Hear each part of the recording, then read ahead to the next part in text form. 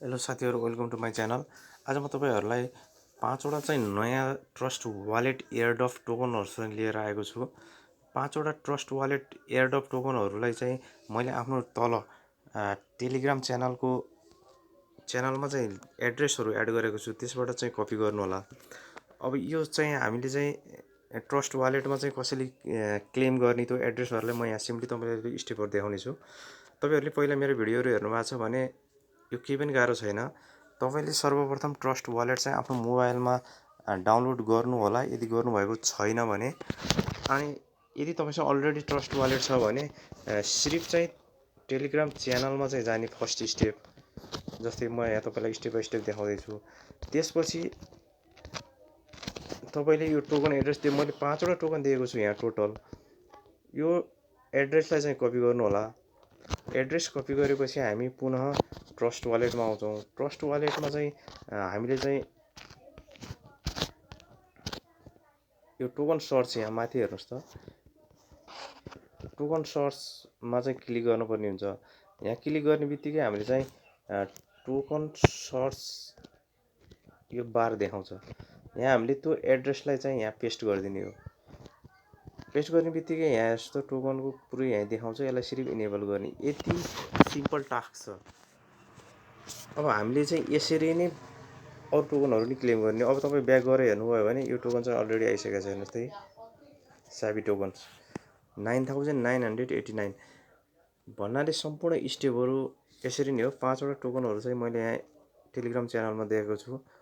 Telegram channel join गर्नु होला।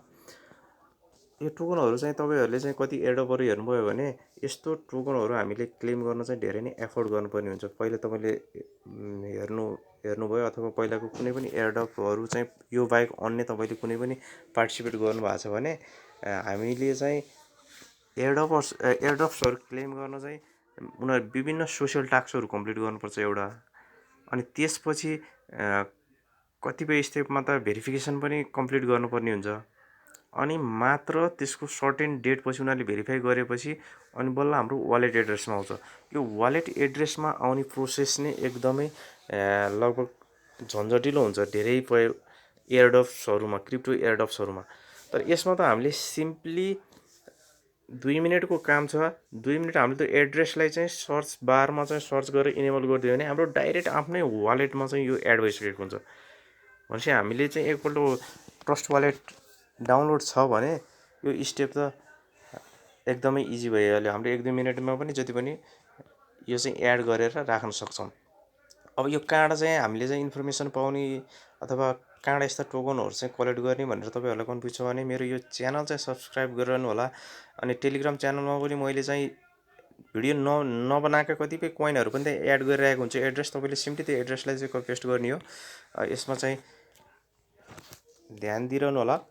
अब यो फ्रीमा पाएको भनेर तपाईहरु चाहिँ यसको भ्यालु हुँदैन भन्नु भएको छ भने सबैको कोइनको भ्यालु नहुन पनि सक्छ। तर यो डाइरेक्ट चाहिँ वालेटमा चाहिँ एड्रेस टु एड्रेस डिपोजिट हुने भएकोले कतिपय कोइनहरु चाहिँ ब्लकचेनमा भ्यालिडेट गर्नको लागि पनि तिनीहरुलाई चाहिँ धेरै एड्रेसहरुमा चाहिँ टोकनहरु चाहिँ डिस्ट्रिब्युट भएको हुनुपर्छ। त्यही कारणले नि यसरी फ्री गिभअवे गर्छ कति जेन्युइन प्रोजेक्टहरुले।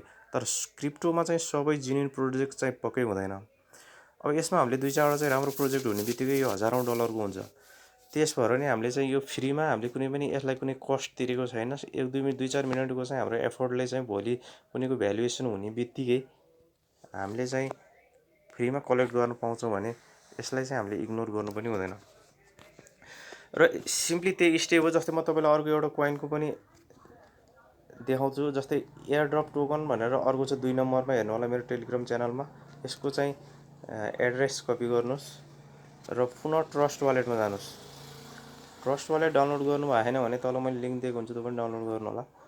अनि यो सर्च टोकन बारमा माथि राइट कर्नरमा चाहिँ त्यहाँ क्लिक गर्नु होला। सर्च टोकन्स भनेर आउँछ। त्यसपछि यसलाई कपी गरेको चाहिँ एड्रेसलाई यहाँ पेस्ट गरिदिनु होला। गर्ने बित्तिकै यहाँ देखाउँछ टोकन हेर्नु त, एयरड्रप टोकन्स। यो देखाएन भने हामीले कपी गरेको चाहिँ मिलेको छैन भन्ने अर्थ हुन्छ। त्यही भएर प्रपरली कपी गर्नु होला।